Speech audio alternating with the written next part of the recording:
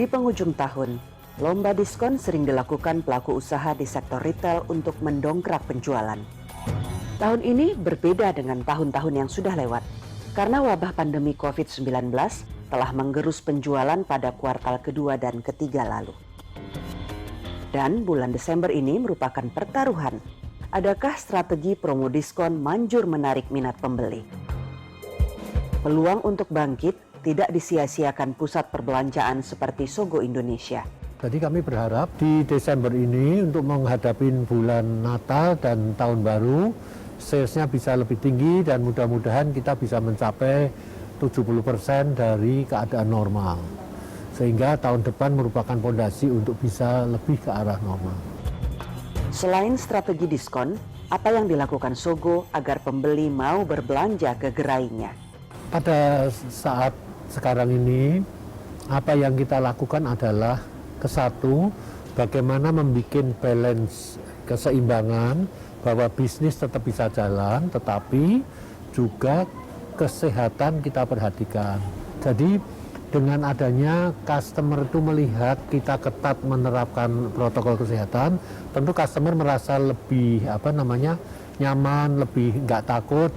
Pada kuartal kedua atau di masa awal pandemi COVID-19, penjualan Sogo anjlok hingga 70%. Itu memaksa Sogo menutup 9 gerai di Jakarta untuk sementara karena mengikuti aturan pembatasan sosial berskala besar atau PSBB yang ditetapkan Pemprov DKI Jakarta.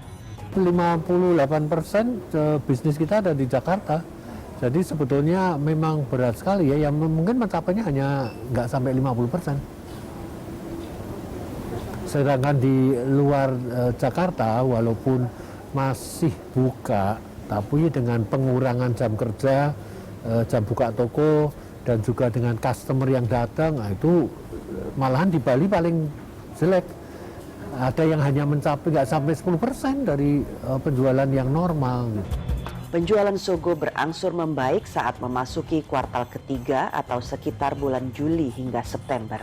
Kami sangat bersyukur bahwa setelah melewati bulan Juni, kemudian mulai dibuka, mulai ada tendensi kenaikan ya. Orang udah mulai rasanya berat sekali di rumah terus, mulai datang dengan melihat kesehatan, protokol kesehatan yang kita implement. Kemudian sudah mulai naik, Agustus sudah mulai naik penjualan bisa mencapai 40%. Oktober sudah mulai naik dan November ini yang baru ditutup kemarin ya, itu juga salesnya udah naik terus. Bulan April hingga Mei adalah bulan yang suram bagi pengelola pusat belanja di tanah air. Di masa awal pandemi itu, anggota APPBI tekor hingga 13 triliun rupiah. Kerugian tadi dihitung dari 326 mal. Jadi kerugiannya yang terjadi memang besar. Ini kerugiannya itu sebetulnya kehilangan income. Ya, kehilangan income. Jadi bukan rugi di dalam ini. Jadi yang harusnya rentalnya sekian hanya terima sekian. Terus kemudian dari parkir yang harusnya dapat sekian hanya dapat sekian. Malahan Pemda DKI menaikkan pajak parkir. Jadi kadang-kadang nggak sinkron ya. Pada waktu mereka tutup, mereka tetap harus yang perjanjiannya ada tentang minimum pemakaian listrik harus membayar sejumlah minimum tertentu kepada PLN gitu. Jadi sebaiknya pemerintah juga turun tangan untuk yang PLN. Mungkin selama kembali dari Maret sampai sekian diberikan diskon gitu. Salah satu anggota APPBI, Mall Kota Kasablanka mencatat ada penurunan pengunjung sejak Pemprov DKI Jakarta menetapkan kebijakan pembatasan sosial berskala besar atau PSBB. Untuk tren pengunjung memang terjadi signifikan penurunan, mulai dari PSBB total pertama kali sampai PSBB transisi, kemudian balik lagi ke total. Sekarang presentasi kenaikan pengunjung lumayan naik dan kita berharap sampai ke akhir tahun tetap naik. Dan sampai sekarang kapasitas di Kota Kasablanka untuk weekday itu mencapai 38% dan untuk weekend 44%. Sebagian tenant atau penyewa di mal ini tak sanggup bertahan dan memilih tutup. Kota Kasablanka tidak mau memberi informasi jumlah penyewa yang tutup kepada kami. Hingga kini, Kota Kasablanka memiliki 400 penyewa yang disewakan. Kota Kasablanka mengklaim telah memberikan keringanan kepada penyewa agar bisa bertahan selama pandemi COVID-19. Kami memberikan beberapa formula benefit, tidak semata-mata hanya diskon. Jadi beberapa formula kita terapkan untuk memberikan benefit-benefit kepada tenan-tenan kami supaya tetap bisa survive, bisa masih beroperasi during pandemik ini. Roda bisnis harus terus berputar. Lantas, apa strategi yang dijalankan Kota Kasablanka untuk meningkatkan penjualan di kuartal keempat tahun 2020? Untuk pengunjung yang masih ada di rumah saja, itu kita juga memberikan special treatment. Yang pertama, kita kerjasama dengan salah satu provider online transport terbesar di Indonesia. Kita memberikan sebuah program di mana orang bisa beli makanan apa saja di Kota Kasablanka hanya dengan 1 ongkir. Seperti itu. Yang kedua, kita juga menerapkan sistem personal shopper, di mana kita menerapkan orang-orang yang mau belanjaannya customer di Kota Kasablanka dan kita langsung kirim ke rumahnya mereka, seperti itu. Dan 2 formula tersebut kita sangat optimis bisa membantu pertumbuhan bisnis dari tenan-tenan kami.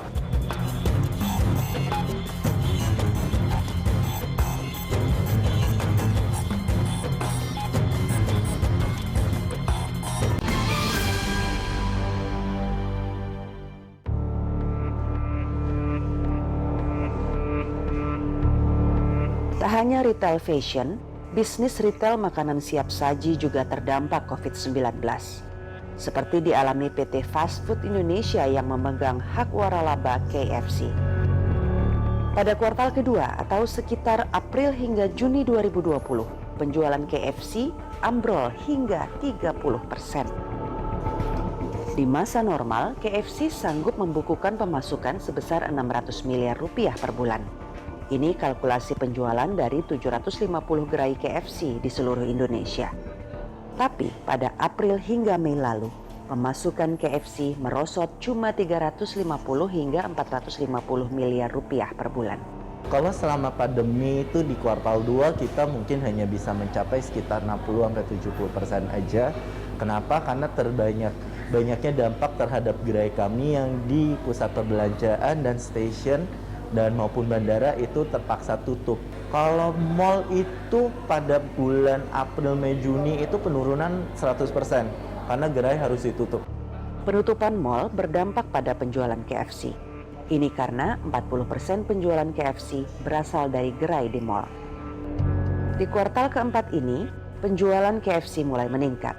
Kebijakan pemerintah yang mengizinkan perkantoran beraktivitas lagi turut mendorong penjualan KFC. Jadi kalau dipisahkan, jadi kalau gerai-gerai kami yang di luar dari pusat perbelanjaan atau di mall, sebenarnya secara total omset kami sudah menunjukkan growth. Mungkin sudah tinggal 15-20% doang sih. Karena sudah ada tenan yang membuka, terpaksa karyawannya masuk, akhirnya mereka ketika makan siang ataupun malam mencari kami juga. Retail mulai bergerak. Bagaimana dengan sektor perhotelan yang selama ini paling parah terimbas wabah COVID-19? Tim Indep mendatangi Amos Cozy Hotel pada awal Desember lalu.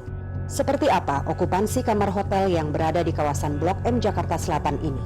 Kalau kita lihat dari Februari sampai sekarang kurang lebih 10 bulan, pandemi itu luar biasa sekali. Dan bisnis yang paling terdampak negatif itu bisnis perhotelan. Dan okupasi hotel pada waktu saat awal-awal COVID itu sampai di bawah 10%, sudah mulai meningkat dulu 10%, udah naik 20%, 30% begitu Pak. Tapi memang tetap masih jauh dari yang kita harapkan. Tak hanya okupansi kamar hotel yang anjlok, layanan sewa ruang meeting juga sepi peminat. Dan memang kita punya meeting room banyak Pak. Jadi selama pandemi kita lihat kondisi sekarang hanya boleh 50%. Itu pun mempengaruhi secara cukup signifikan buat pendapatan yang menjual meeting room seperti itu. Biasa ballroom digunakan 300 orang sampai 500 orang Pak. Sekarang kapasitasnya cuma boleh maksimum di 150 sampai 200 orang Pak. Amos Cozy harus melakukan efisiensi agar pengeluaran tidak membengkak.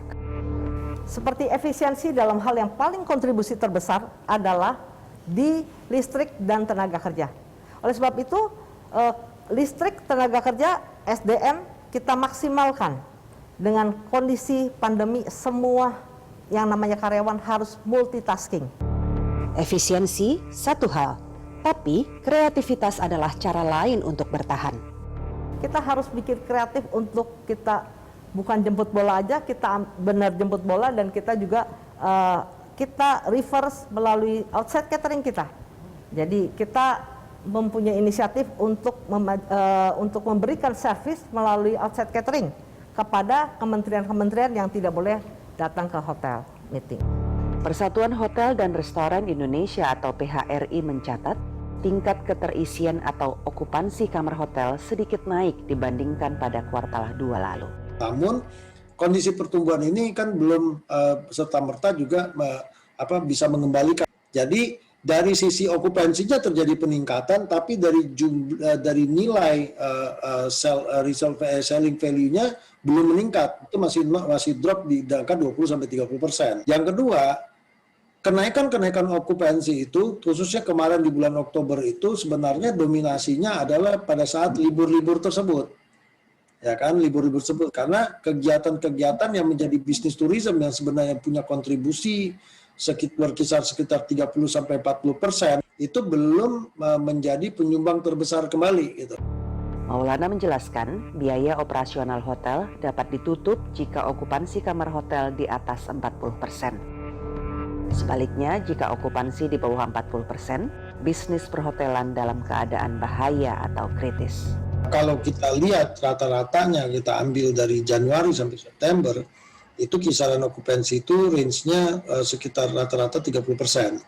Nah, itu berlanjut sampai Oktober kemarin ya. Oktober kemarin kurang lebih sekitar 35%. Artinya apa?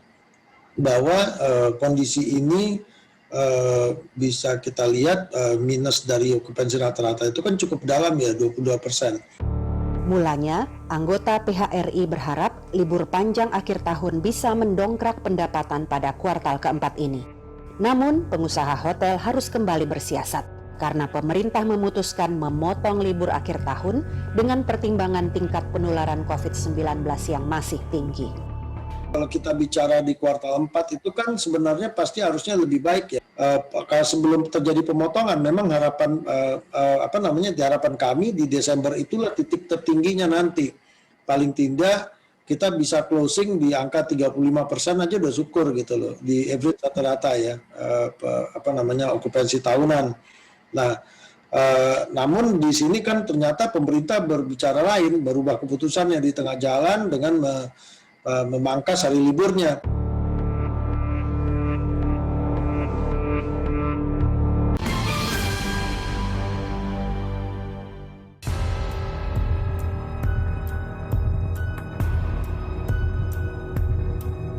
Jika sektor retail dan perhotelan menunjukkan tren bangkit di kuartal keempat, sektor usaha pendanaan melalui financial technology atau fintech lebih mengkilat lagi. Asosiasi Fintech Pendanaan Bersama Indonesia atau AFPI mencatat ada peningkatan penyaluran pendanaan yang signifikan dibandingkan tahun-tahun sebelum pandemi COVID-19. Anggota AFPI memberikan layanan pinjam-meminjam uang berbasis teknologi informasi, dan mayoritas pembiayaan oleh anggota AFPI disalurkan ke sektor produktif yaitu pelaku UMKM. Kalau kuartal 4 ini ya, kita kuartal 4 itu Oktober, November, Desember ya. Ini kalau Oktober sendiri sudah 8 triliun, ya kan. November saya kira juga akan sama, lebih ya, sekitar 9 bahkan bisa sampai 10, 18. Kami yakin bahwa kuartal ketiga ini itu fintech akan peer-to-peer lending akan bisa menyalurkan pendanaan itu more or less 25 triliun. Belum pernah sebelumnya industri itu ada disbursement lebih dari 8 triliun. Nah, ini mungkin merupakan satu kabar baik dari industri fintech lending. Apa saja yang mendorong kenaikan penyaluran pendanaan lewat fintech? Jadi pada masa pandemik itu ada beberapa sektor di produktif yang mencatatkan pertumbuhan. Ada pertumbuhannya 70%, 100%, dan bahkan ada yang sampai 200%. Sektor-sektor itu seperti sektor healthcare ya, distribusi pengadaan alat-alat kesehatan, kemudian transportasi bahan-bahan pangan dasar, makanan-makanan dalam kemasan, kemudian UMKM yang ada di industri digital. Dalam catatan AFPI, UMKM gigih bertahan di masa pandemi. Ini juga disoroti oleh Peter Abdullah, Ekonom Center of Reform on Economics atau CORE. Peter menyebut ciri khas UMKM adalah mati satu, tumbuh 1000. Dan kegigihan UMKM ini turut menggerakkan ekonomi Indonesia. Dari sisi UMKM, ini kan seperti umumnya ketika kita terjadi krisis, UMKM selalu menjadi andalan. UMKM itu karakteristiknya fragile, ya, dia rapuh, ya, dia sangat mudah ambruk. Ya. Tetapi kelebihan dari UMKM itu adalah dia adalah mudah untuk memulai.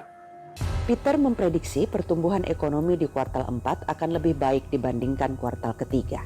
Kita perkirakan antara minus 0,5 sampai minus 1,5.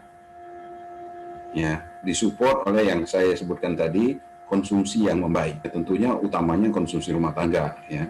Karena konsumsi rumah tangga itu kan kontribusinya terhadap pertumbuhan ekonomi itu sekitar 56% sampai 60%. Pemerintah punya proyeksi sendiri menyangkut pertumbuhan ekonomi kuartal keempat. Minus 0,6 hingga minus 1,7 dengan harapan kita bisa di triwulan 4 ini bisa tumbuh positif dengan cara mendorong realisasi PEN itu mencapai kisaran 695,2 triliun, kemudian tentunya pengeluaran baik itu APBN, APBD itu digenjot di Desember ini. Apa saja faktor pendorong yang diperkirakan dapat memompa ekonomi bergerak lebih kencang? Yang pertama adalah pola seasonalnya, pola musimannya, di mana kita tahu Desember itu masyarakat banyak berbelanja karena mendekati hari libur dan Natal dan Tahun Baru. Oleh karena itu, konsumsi rumah tangga nanti diharapkan juga salah satu faktor pendorong. Kemudian yang kedua adalah ekspor. Kita tahu di Desember ini permintaan global, khususnya di negara-negara Eropa dan Amerika Serikat, itu pada saat Natal, ya, Thanksgiving di awal Desember, Natal dan Tahun Baru, itu permintaan barang-barang Indonesia tentunya nanti akan meningkat. Kemudian untuk yang UMKM itu investasinya sudah mulai bergerak. Badan Pusat Statistik mengumumkan, di bulan November inflasi naik menjadi 0,28%. Ini disebut BPS sebagai pertanda mulai pulihnya daya beli masyarakat. Tapi, CORE punya catatan soal daya beli masyarakat. Tetapi konsumsi untuk kelompok menengah atas itu masih tertahan. Karena memang di tengah, walaupun pemerintah sudah melonggarkan PSBB, di kalangan tertentu, khususnya kalangan menengah atas, itu masih mengalami kekhawatiran, ya, sehingga mereka masih menahan konsumsinya, khususnya konsumsi untuk barang-barang sekunder dan tersier, barang-barang mewah yang mengalami peningkatan konsumsi masih terbatas di kelompok bawah. Pertengahan November lalu, Bank Indonesia merilis data penjualan eceran yang mulai membaik. Menurut Bank Sentral, indeks penjualan real atau IPR di bulan September lebih baik dari IPR bulan Agustus 2020. IPR itu adalah salah satu leading indikator yang bisa digunakan untuk melihat konsumsi masyarakat. Ketika penjualan eceran itu meningkat, itu berarti kita artikan konsumsi masyarakat akan meningkat. Kedepannya juga akan meningkat, minimal sampai dengan Desember. 2 pekan lagi, tahun 2020 akan segera berakhir. Pelaku usaha masih berharap-harap cemas melihat pembukuan usahanya di tahun 2020. Pandemi COVID-19 memang membuat keadaan serba sulit. Di saat-saat begini, mampu bertahan saja sudah bagus, apalagi memetik laba. Satu hal yang diletakkan di pundak pemerintah, dengan sumber daya yang dimilikinya, terutama dalam aspek fiskal, pemerintah diharapkan segera mengeluarkan negeri kita dari resesi ekonomi. Kita percepat semua pengeluaran-pengeluaran, baik itu dari APBN, APBD, dan PEN. Itu salah satunya untuk mendorong, sehingga nanti daya beli masyarakat bisa meningkat, konsumsi bisa meningkat, pertumbuhan bisa meningkat, real sektor industri juga akan meningkat aktivitasnya. Yang kedua tentunya terkait confident, bagaimana membuat confident khususnya kelas menengah tadi yang saya kemukakan. Vaksin sudah datang 2 hari yang lalu ya, 1,2 juta dosis. Ini setidaknya walaupun belum disuntikan meningkatkan confident masyarakat kelas menengah. Kontribusi konsumsi masyarakat kelas menengah dan atas itu mencapai hampir 82%.